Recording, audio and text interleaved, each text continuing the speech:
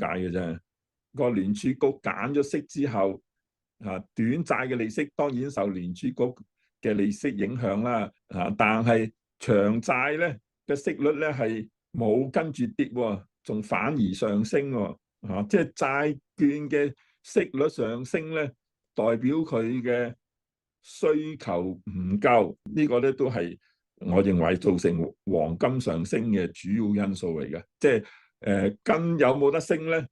其實就主要睇美國即係美國經濟好嘅，貿易又有盈餘，財政又有盈餘，咁啊大家覺得話美元已經好穩健，唔使諗咁多。但如果係美國嘅債務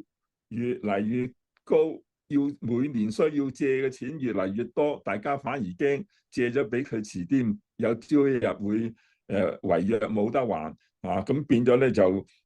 要投資一啲其他方面嚟作一個套戥。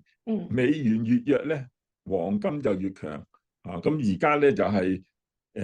出現即係金價上升咧，最主要係